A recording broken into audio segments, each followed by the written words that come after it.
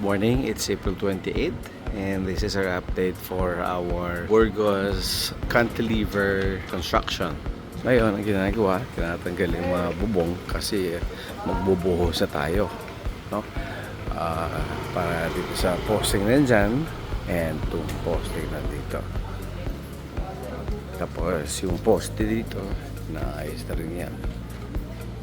Ito. Okay. Kaya tatanggal yan, magbubuhos na. Ito ang sa loob, wala na yun.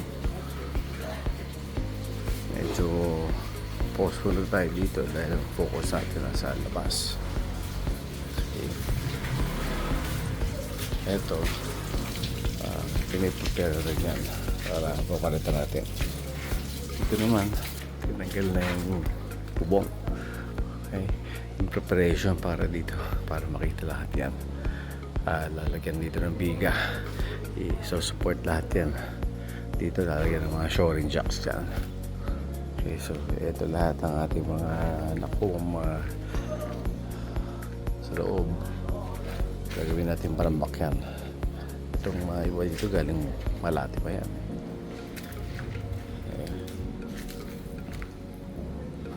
Dito pa rin sila nagpa-fabricate.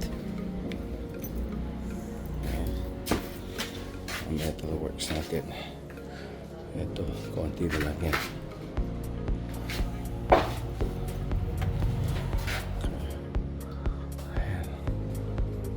Ito may iwang hagdan na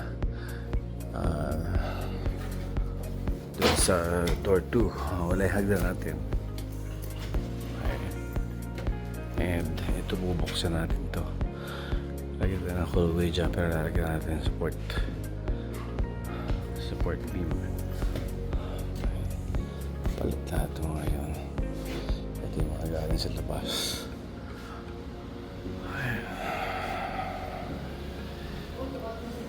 Ito, ayusin to. Malinis dyan. Lagyan to ng mga bagong biga.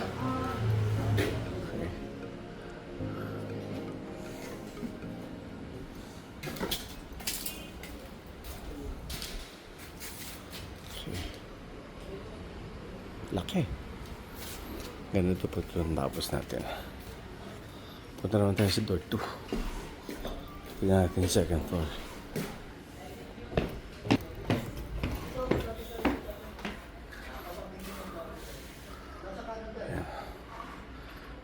From another perspective.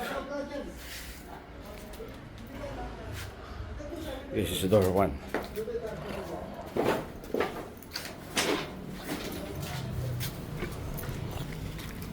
Tayong door 2.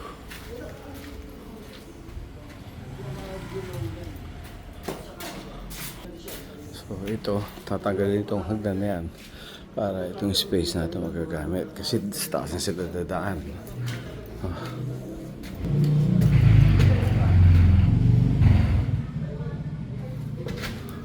This is door 2.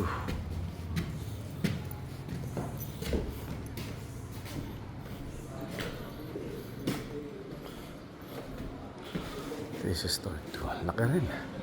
So pwede ka rin ng hallway dito. Tsaka dyan. Mas maganda ito.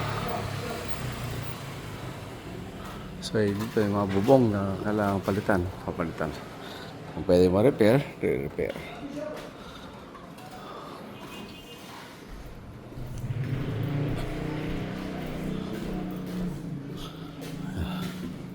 Kikibahin din niya. Kikibahin din niya. Okay. Ito wala na ito. Pagkaga natin. So this is the update for Burgos Apartments. Till next time.